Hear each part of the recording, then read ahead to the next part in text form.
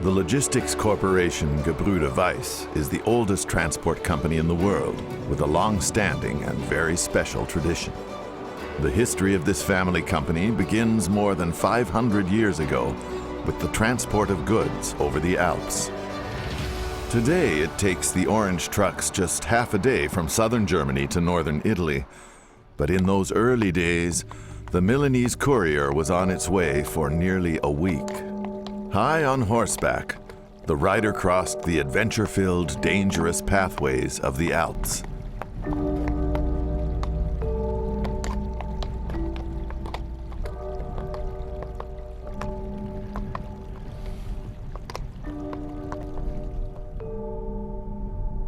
The transport of goods over the Alps existed for many thousand years. Crossing the mountain ranges between north and south required a high mental and physical effort for the merchants. The danger of being lured into an ambush and robbed by brigands was ever present. By contrast, transport by way of lakes and rivers was simpler and safer. In ancient times, Lake Constance in the north and Lake Como in the south of the Alps were both significant trade routes and were generally preferred to the overland route.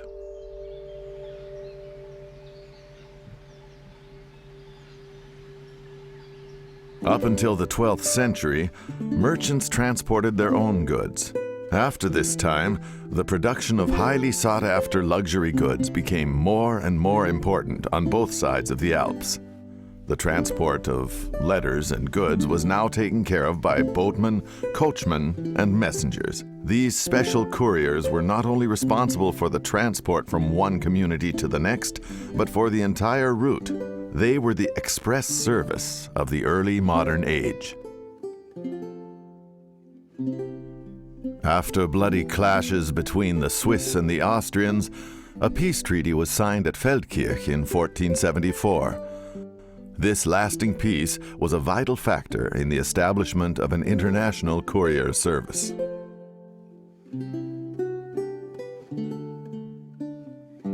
At first, the courier service ran on demand. But in the 16th century, as trade from southern Germany into the region of Milan increased, the fast courier service moved on a regular weekly basis. Over the next 300 years, the service was able to successfully hold its independence against the mighty imperial postal service run by the noble family of the Thurn and Taxis. The Milanese Courier's route from Lake Constance over the Splügen Pass followed the road built by the Romans. It was the shortest and fastest connection between Lindau and Milan. At this time, the city of Lindau was a wealthy merchant town and a center of long-distance trade. However, since the Reformation, the people of Lindau belonged to the Protestant religion, and as such, their couriers found little favor in Catholic Milan. For this reason, over the course of centuries, the Catholic village of Fusac, on the opposite side of Lake Constance, became the home base for the Milanese couriers run by the Spele and the Weiss families. As a result of its convenient location, the small village of Fusac developed into a significant transshipment place for boatmen and coachmen, and above all, for the transport of goods to and from Italy. In the year 1627, the chronicler Joseph Furtenbach describes his adventurous journey from Lindau to Milan. In his report, the learned man is full of praise for his safe transport by the Milanese couriers. Every Monday around midday, the messenger loads up his goods in Lindau onto the Ledine, a single-masted cargo ship. His schedule is timed according to the arrival of the imperial post from Constance, Augsburg, and Nuremberg. Travelers between north and south entrusted themselves, also for safety's sake, to the courier service. But for the most part, it was letters, money, or valuable trade goods that were consigned into his trusty hands. With good wind and weather conditions, the crossing between Lindau and Fusac took 2 hours.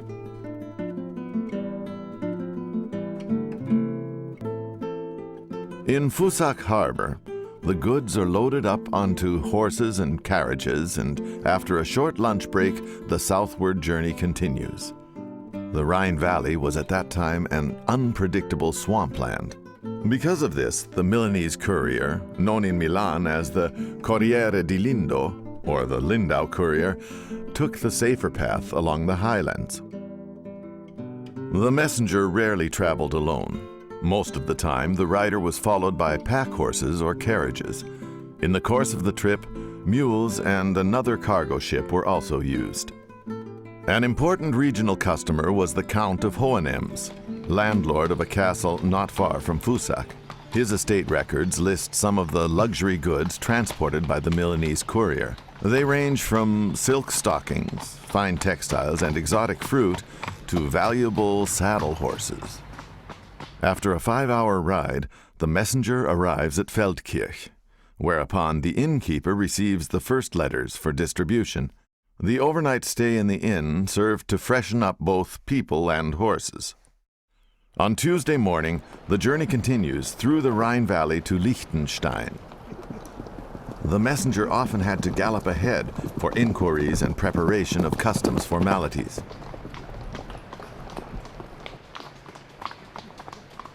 This was the end of the easily passable road. It took until the end of the 18th century to construct a cart path up to Chur. Chur was the most important stop north of the Alps. Trade flourished here, and once business and customs formalities were done for the day, it was time for the night quarters. On the early morning of the third travel day, the route leads to Tulsis, passing several castles. This is the end of the line for carriages. Goods are loaded onto mules. The travelers saddle up onto sure-footed horses. At the front of the Säumezug, the mule train, the messenger guides his leading horse with a steady hand.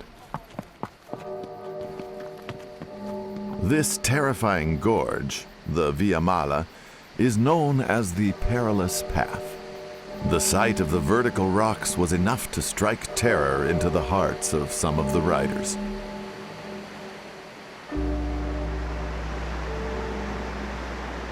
After a 6-hour journey through the gorge and valley of the Hinterrhein, the travelers reached their night quarters in Splügen. Splügen was one of the 5 toll and customs stations on the way between Lindau and Milan. The schedule was tight, and there remained often little time for the messenger to organize clearance formalities. The most challenging day starts at 3 a.m. the next morning. On this route, full of natural hazards, 2 monks from the St. Gallen monastery on pilgrimage to Rome have joined the messenger's party. It's autumn, and conditions are good, with the temperature around freezing. After a strenuous ascent to the top of the pass at 2,100 meters above sea level, the watershed between the Rhine and the Po rivers is finally reached. The weekly courier service was only slightly hindered by bad weather conditions. In winter, the horses often sank up to their chests in deep snowdrifts. Some of the animals actually died from exhaustion at the roadside. Avalanches not only caused material damage, horses and mules were also lost, and in some cases, the messengers themselves were injured. The Milanese Courier worked independently and carried all financial risks. They took complete responsibility and paid a substantial bond for the goods in their charge. Many contemporary accounts testify that the messengers left no stone unturned to rescue their cargo in the case of an accident.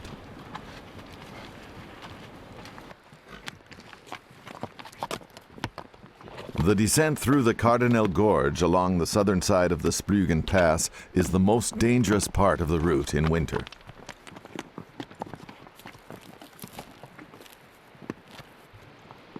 Before darkness fell, the messenger's convoy reached Chiavenna, which belonged to Switzerland until the end of the 18th century and is now part of Italy. As the gateway to the south, Chiavenna was an important place of trade and transit traffic. Letters and goods also arrived from the Engadine Valley. With goods and letters exchanged, it's time to head for the inn, happy to have survived the most dangerous day of the trip.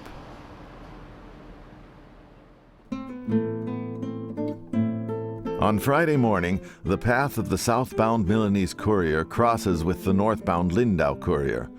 Both would take answering letters of Chiavenna merchants with them. The Milanese couriers were appointed by the Milanese Chamber of Commerce on a proposal from the city of Lindau. After the vote, the new messengers swore a solemn oath. Normally 4 messengers, all of them from Fusak, were elected, with 2 of them being on the road at any given time. The way from Chiavenna to the banks of Lake Como was short and easy. The goods were loaded up onto a special messenger boat at Novate, and the crossing starts as darkness falls.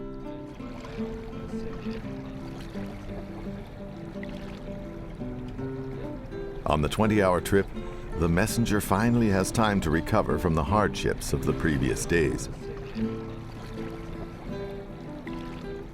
With good weather towards evening on the 5th travel day, the cargo ship arrives at the city of Como.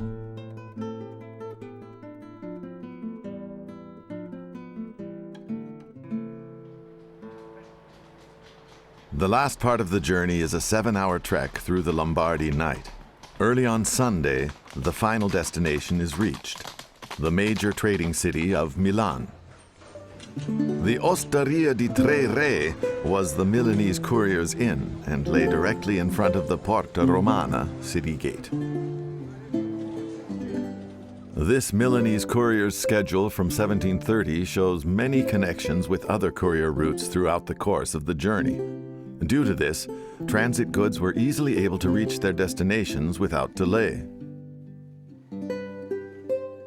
Reliability and punctuality prompted none other than Johann Wolfgang von Goethe to use the Spehle and Weiss family service for his return trip from Italy in the spring of 1788. The sight of the terrifying Via Mala Gorge and the rugged rocky road inspired the famous poet to a pen and ink drawing.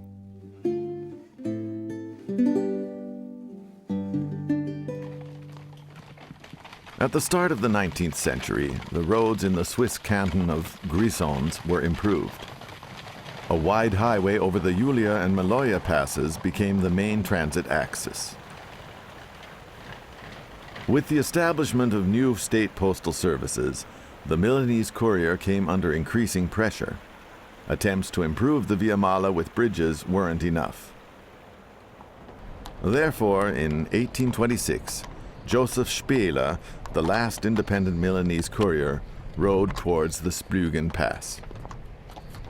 But the couriers of the Weiss family had already reacted 45 years earlier. Since 1781, far-sighted businessman Johann Casimir Weiss was part owner in the Faktorei, a trading post in Fusak. In doing so, he laid the groundwork for the future success of the family.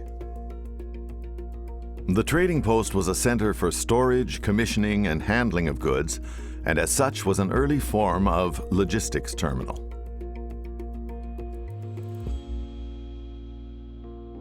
The former messengers no longer handled transports themselves.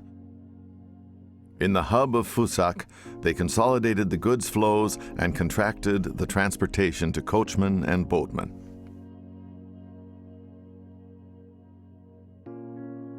At the start of the 19th century, the textile industry in Vorarlberg, the most western part of Austria, grew rapidly. From 1823 on, Joseph Weiss ran the Faktorei in Fusak together with his 2 brothers under the new name of Gebrüder Weiss. The Weiss brothers cleverly organized the ever-increasing flow of goods. The change from being a classic factor to a freight forwarder, and further to becoming an organizer of international transports, was much needed by the constantly growing industrialization and the increased mass production of consumer goods in the area. Long-distance transport was revolutionized by the railway. Therefore, in 1872, Gebrüder Weiss moved from Fusak to the railroad hub in Bregenz. Branches were founded in Switzerland, Vienna, Trieste, Genoa, and Venice. But at the beginning of the 20th century, Ferdinand Weiss had to struggle to get through 2 world wars and economic crises. Every generation faced new demands.